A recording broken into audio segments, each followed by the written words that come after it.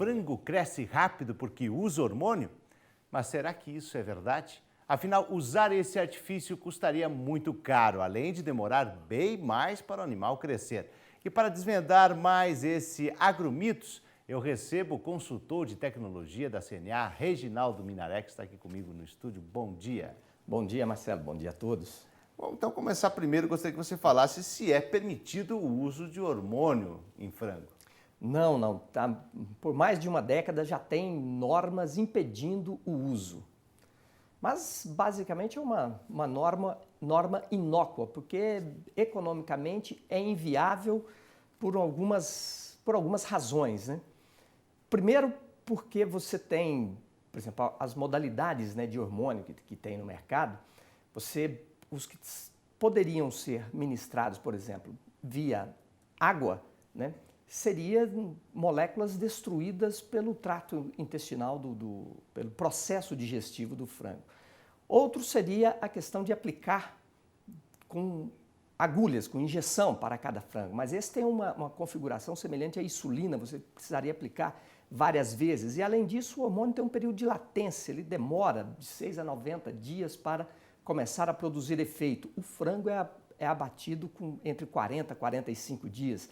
Então, nem se quisesse seria viável. Realmente é uma lenda. Além de proibido, é uma lenda porque não tem viabilidade econômica. De uma lenda disseminada assim na sociedade inteira, né? Agora, existe pesquisa sobre o assunto? Olha, diversas pesquisas. No Brasil, vários jornais já publicaram, né, boas matérias sobre isso, com relatos de pesquisadores da USP, da Universidade Federal de Lavras, e todos eles explicam de forma muito didática o porquê que não é viável o uso de hormônio, né?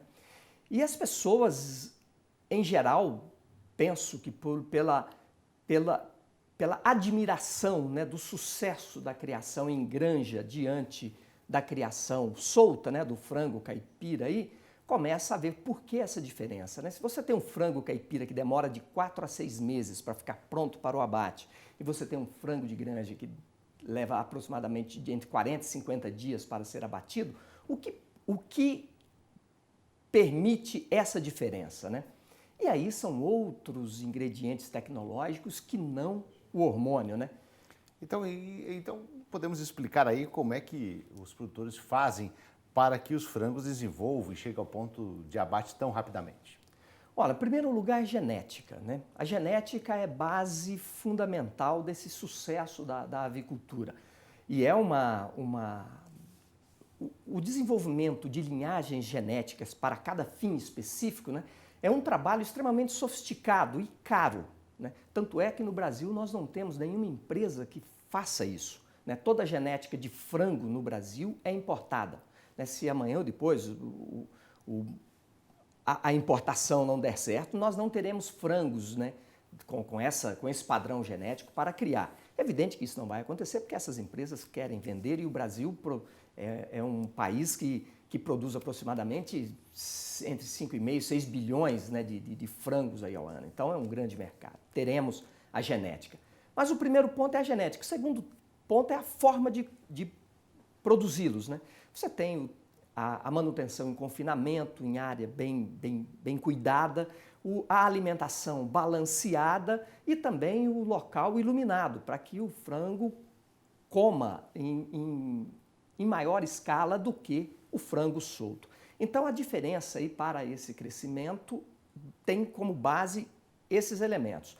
E muito se confunde também o uso dos promotores de crescimento como se fosse hormônio, né?